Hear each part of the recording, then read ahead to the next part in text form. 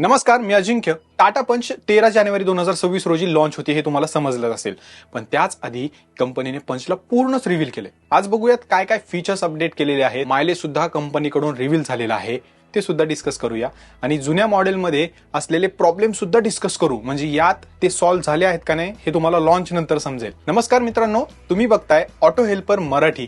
जर तुम्ही 6 ते 10 लाखांच्या बजेटमध्ये एक मजबूत, सेफ आणि फॅमिली मायक्रो एसयूव्ही शोधत असाल तर हा व्हिडिओ तुमच्यासाठी आहे. शेवटपर्यंत नक्की बघा. टाटा मोटर्सची डिझाईन सध्या सर्वोच्च शिखरावर आहे असं म्हणायला हरकत नाही, कारण टाटा अल्ट्रॉजची डिझाईन बघा किंवा टाटा सियराची बघा, तोच प्रीमियमनेस आता पंच मध्ये बघायला मिळेल. नवीन टाटा पंच फेसलिफ्टला कंपनीने फ्रंट पासूनच फ्रेश लुक दिलेला आहे.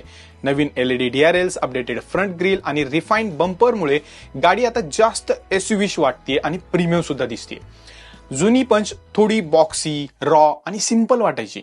तो प्रॉब्लेम इथे बऱ्याच प्रमाणात कंपनीने सॉल्व्ह केलेला आहे, म्हणजे आता गाडीला अर्बनाइज केलेला आहे. फेसलिफ्ट पंच मध्ये LED headlamps, sharp DRL signature आणि रिअरला updated connected tail lamp design दिलेली आहे.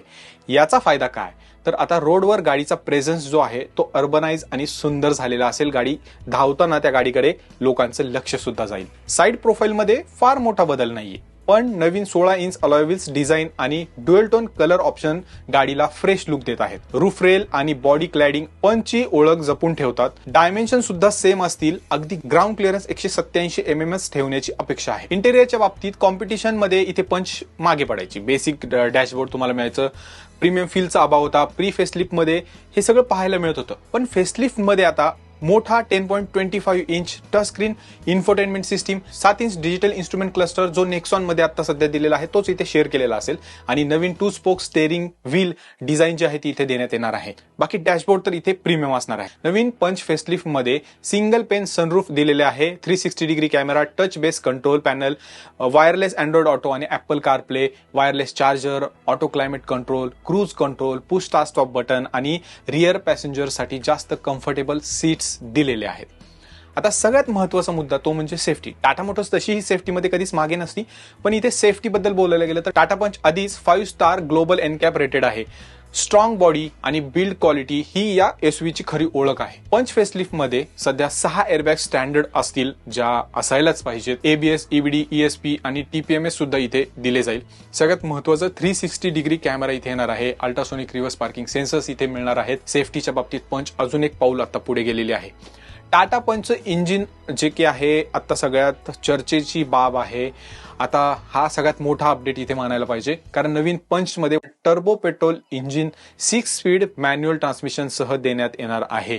हे इंजिन जास्त पॉवर म्हणजेच 120 PS च्या दरम्यान पॉवर जनरेट करेल. जास्त टॉर्क म्हणजेच 170 mm च्या दरम्यान टॉर्क जनरेट करेल. जे लोक ओरडत होते ना की पंच मध्ये पॉवर नाहीये, लॅगी आहे, तर हे इंजिन आता जबरदस्त आहे.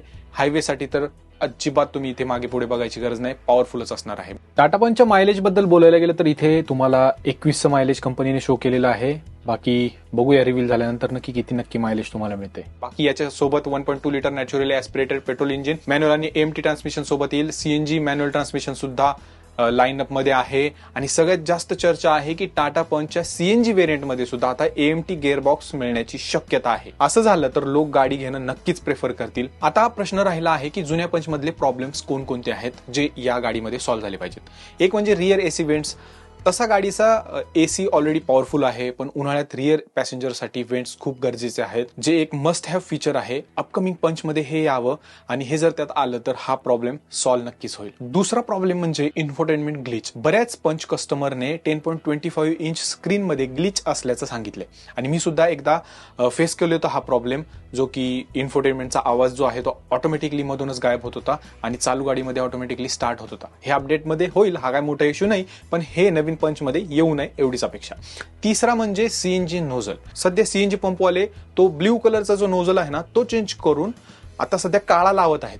ज्या ठिकाणी असा काळा लावलेला आहे तिथे जाऊन जर पंचला CNG भरायला गेलं तर तो CNGच भरला जात नाही. तर हा प्रॉब्लेम कंपनीने सॉल्व्ह करावा. हे जुन्या पंच मधले सर्व प्रॉब्लेम सॉल्व्ह झाले तर फेसलिफ्ट ओव्हरऑल बेस्ट पॅकेज असेल तुमच्यासाठी. बाकी तुम्हाला नवीन पंच फेसलिफ्ट कशी वाटली, जुन्या पंच पेक्षा अपग्रेड वाटते का, कॉमेंटमध्ये नक्की मांडा. आणि व्हिडिओ आवडला असेल तर लाईक करा, शेअर करा, चॅनलला सबस्क्राईब करायला विसरू नका. भेटूया पुन्हा पुढच्या नवीन अशाच एखाद्या व्हिडिओमध्ये. तोपर्यंत मला रजा द्या. ड्राईव्ह सेफ आणि स्टे कनेक्टेड. जय महाराष्ट्र.